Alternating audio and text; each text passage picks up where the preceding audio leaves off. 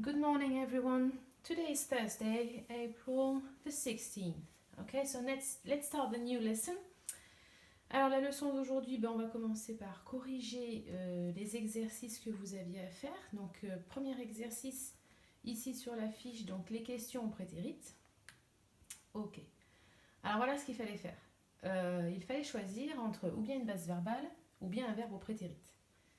Donc pourquoi cette consigne? Tout simplement parce que dans cet exercice, vous aviez des formes affirmatives et vous aviez aussi pas mal de formes interrogatives. D'accord? Alors, si on se souvient bien, quand on construit une phrase au prétérit, à la forme affirmative, eh bien, je mets le verbe tout simplement au prétérit. Ok? Mais quand je construis une question, la forme interrogative, si on se souvient bien, elle se compose avec l'auxiliaire did, le sujet et la base verbale. Voilà pourquoi on vous demandait de choisir entre la base verbale ou le verbe au prétérit. Alors on regarde tout de suite la première.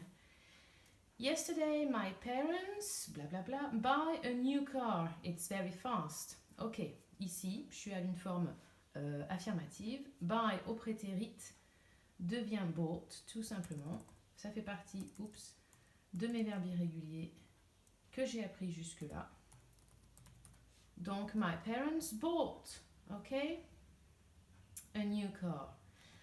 What did you buy for Peter's birthday? Et là, on a une forme interrogative. Donc cette fois, je ne vais pas mettre le verbe en forme prétérit, mais plutôt en base verbale. Et donc je laisse buy. Si on regarde bien, j'ai ici le WH, did, sujet, base verbale. Ça correspond à l'ordre des mots dans une question. On continue? Même chose ici, encore une question, cette fois une question qui commence directement par l'auxiliaire, il n'y a pas de WH. Did you, eh bien tout simplement, visit. Did you, ce n'est pas du tout là qu'il faut le mettre. Si. Did you visit et your grandparents last Sunday? Ok. Did you visit? Forme en base verbale. On continue avec encore une autre question. What did you visit during your school trip? Donc je garde encore une fois visit. Ok. Et cette fois, dans la troisième phrase, on revient à une forme affirmative. We, blablabla, visit New York. Donc là, on se met en forme prétérit. Donc du coup, visit étant un verbe régulier, voilà ce que ça donne. We, visited New York. Okay. It was fantastic. We, blablabla, see the Statue of Liberty. Ok, see, ici on le met au prétérit. On est toujours dans une forme affirmative. Donc, see au prétérit devient so. Ok, on l'a vu ensemble. Ok. And we, blablabla, go to Central Park. Ok. Go au prétérit, vous le connaissez par cœur, devient went. Ok. We really have a nice time in that gigantic city. Ok. Ici, on a la forme affirmative, donc had. Ok. Et on passe à la dernière phrase qui est une question. What time, on commence par le WH, what time did you go back home and bla bla have dinner? Dans la mesure où je suis dans une forme interrogative, j'ai did, sujet, il me faut une base verbale derrière. Et donc la base verbale de go, eh bien c'est go, tout simplement. Et comme c'est toujours la même question, la base verbale de have, eh bien c'est have. Voilà. Ok, pour l'exercice 1, ça marche. Deuxième exercice, on vous disait, ton ami est allé à Londres en voyage scolaire, un school trip, pose des questions pour savoir ce qu'elle y a fait et écris ses réponses en te basant sur les illustrations ci-dessous. Alors, a priori, parmi les illustrations, il y avait le fait de rencontrer la reine d'Angleterre qui était donnée en exemple. Did you meet the Queen? No, I didn't. Alors ici, on est plutôt sur le fait de visiter Big Ben ou de voir Big Ben éventuellement. Ici, on est sur le fait de prendre un bus londonien, le fameux double decker bus, ou juste bus, ça suffisait. Et ici, sur le fait de l'action de prendre des photos. Donc, toutes vos questions sont des questions fermées, puisqu'on y répond par oui ou par non, avec des réponses courtes. À chaque fois, vous commenciez par l'auxiliaire did, le sujet et ensuite le verbe en base verbale. Alors, on va pouvoir y aller pour est-ce que tu as visité Big Ben? Donc, ça nous donnait did you. Alors, je vais rester en minuscule. Did you visit Big Ben? Ok. Éventuellement, est-ce que tu as vu Big Ben? Donc, éventuellement, did you see Big Ben? D'accord. Voilà ce qu'on attendait de vous, par exemple. Et apparemment, votre amie, oui, effectivement, a visité ou a vu Big Ben. Donc, elle répondra en disant Yes, I did, puisque la forme est affirmative. On est à une réponse positive. Alors, est-ce que tu as pris ou alors est-ce que tu es monté dans un bus? Ok. Alors, je vais d'abord enlever les pointillés ici. So, did you take a double decker bus? Alors, vous n'étiez pas obligé de mettre ça comme ça. Vous pouviez très bien dire did you take a London bus or a red bus? Did you take? Or did you get on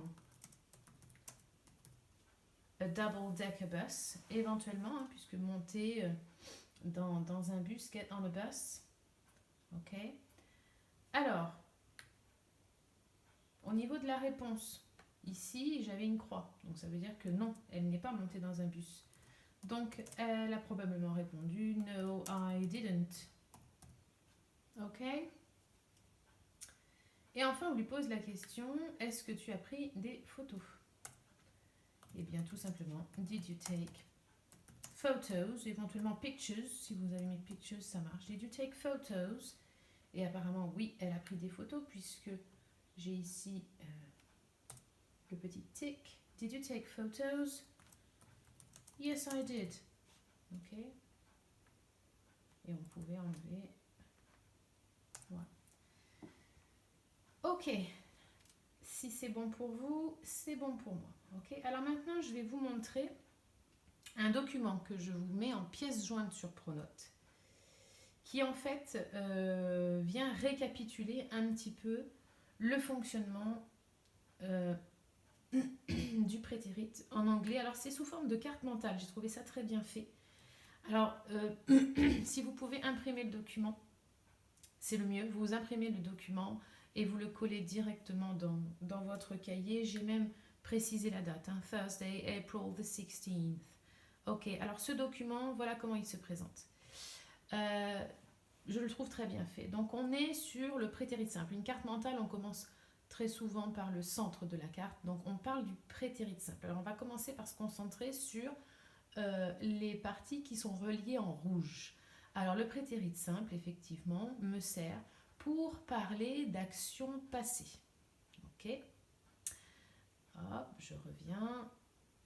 Très souvent, il est accompagné de marqueurs du passé. Alors les marqueurs du passé, c'est-à-dire les petits mots comme yesterday, last Monday, 2 days ago, ou bien carrément une date, in 1967. Ok, à partir du moment où je parle du passé, très souvent, je vais avoir ce genre de marqueur. Ok. Alors troisième petite flèche rouge. Quand je parle au prétérit simple, j'ai un opérateur. Alors, il y a une boîte à outils qui est représentée parce que c'est un mot outil en fait. J'ai besoin de mon opérateur did pour poser des questions, pour construire des formes interrogatives ou bien pour construire des formes négatives. Okay, c'est un mot outil, l'opérateur did. C'est un auxiliaire aussi, hein, on l'appelle auxiliaire dans le jargon grammatical. Ok, je vais revenir là-dessus tout à l'heure. Alors, quand je parle au prétérit simple, dans ma bulle bleue, là, c'est la forme affirmative. Alors, c'est pas compliqué. Quand je suis à la forme affirmative, ok, yes, hein, c'est positif, ou bien mon verbe est régulier, donc j'ai sujet, verbe, plus la terminaison ed. Exemple, Jenny celebrated her birthday last week. Ok. Ou bien mon verbe est irrégulier. D'accord. Et à ce moment-là, j'ai mon sujet et directement le verbe sous sa forme irrégulière. Par exemple, ici, she got married in 2015. Ok. Sachant que vos verbes irréguliers, petit à petit, vous les apprenez. Go devient went, eat devient ate, drink devient drank, et ainsi de suite pour tous les verbes irréguliers. Ok, on continue sur cette carte mentale. Ensuite, à la forme négative, hop là, dans le nuage rose, si ma forme est négative, comment je construis ma phrase? J'ai mon sujet. Le sujet est représenté par la petite tête là. Plus didn't, plus mon verbe. Et ça marche pour tous les verbes, qu'ils soient réguliers ou irréguliers. Exemple, I didn't make my bed this morning. Ok? Et puis enfin, il nous reste la forme interrogative qui est dans le nuage vert ici. Pour construire une forme interrogative, j'utilise did, sujet, plus ma base verbale, mon verbe en base verbale, là aussi pour tous les verbes, réguliers ou irréguliers. Exemple, did you cook yesterday? Ok. Donc on se rend compte que les verbes irréguliers finalement ne sont irréguliers qu'à la forme affirmative. Donc cette carte mentale est vraiment très bien faite parce qu'elle vous explique tous les différents aspects de la construction du prétérit. Alors, toujours sur cette même feuille, dans la deuxième partie, je vous ai mis un petit tableau avec toutes les expressions, justement les marqueurs, les fameux marqueurs du passé qu'on a vu ici, qui peuvent vous accompagner au prétérit. Alors, il y a les expressions composées avec last, comme last night, last Sunday. Donc tout ça, c'est la nuit dernière ou hier soir, dimanche dernier, la semaine dernière, last week, le week-end dernier, last weekend, l'année dernière ou l'an dernier, last year, et le mois dernier, last month. Okay? Vous mettez last suivi du moment que vous choisissez. Les expressions avec ago, pour dire il y a, c'est-à-dire pour situer dans le temps. Par exemple, il y a 10 minutes, 10 minutes ago. Il y a une heure, an hour ago. Il y a 3 jours, 3 days ago. Il y a une semaine, a week ago. Il y a un mois, a month ago. Il y a un an, a year ago. Vous comprenez bien qu'en français, on dit il y a suivi de la durée. D'accord? En anglais, c'est le contraire. On met la durée d'abord et le ago ensuite. Okay? Donc ce il y a là n'a rien à voir avec there is, there are. Je ne suis pas en train de situer dans l'espace, je suis en train de situer dans le temps. Et puis après, vous avez les expressions composées avec yesterday. Donc yesterday, tout simplement. Yesterday morning, hier matin. Yesterday afternoon, hier après-midi. Yesterday evening, hier soir. The day before yesterday. Alors ça, c'est très simple. C'est le jour avant hier. Donc c'est avant-hier en français. The day before yesterday. Alors c'est un peu plus long en anglais qu'en français pour dire avant-hier. Mais voilà, c'est comme ça que ça fonctionne. Ok, donc au mieux, cette fiche, vous l'imprimez, vous la collez dans le cahier, la date est déjà inscrite, ou bien vous n'avez pas la possibilité d'imprimer, alors ce que je vous propose, c'est de l'enregistrer quelque part sur votre ordinateur. Et puis de toute façon, quand on reprendra les cours, moi j'aurai des exemplaires de cette fiche, donc pour ceux qui ne l'ont pas eu, on compensera à ce moment-là. Maintenant, pour le cours d'aujourd'hui, je vais vous montrer, je vais vous envoyer je vais vous donner des liens pour aller faire quelques exercices. Alors on retrouve ici notre petite carte mentale. Alors, je vais vous donner les liens directement, donc pas de problème. Vous cliquerez sur le lien, vous arriverez directement à cet exercice-là. Très simple. Mets les verbes au simple past. Donc ici, vous êtes à la forme affirmative, vous devez mettre les verbes à la forme affirmative au prétérit. Certains sont réguliers, d'autres irréguliers. Ok? Deuxième exercice, donc ça prend 2 minutes. Le deuxième exercice sur lequel je vais vous envoyer, c'est celui-ci. Donc je vais vous mettre le lien là encore. Cette fois, c'est sur la forme négative. Ok, past simple tense, negative. Type the negative in the boxes below. On vous donne un exemple. I spoke to Alice, but I didn't speak to Robert. Ok, donc vous avez des verbes, vous voyez ici, qui sont au prétérit, qui sont à la forme affirmative. Voilà, ici, avec bought. Et vous devez les remettre ici, dans l'encadré blanc, en tapant à la forme négative. Donc, par exemple, they swam on Saturday, but they didn't swim on Sunday. Voilà ce qu'on vous demande de faire, par exemple. Ok. Et le dernier exercice, donc ça c'est la forme négative, le dernier exercice que vous ferez aujourd'hui, c'est sur justement les formes interrogatives. Donc toujours sur le même site. Alors, past simple tense questions.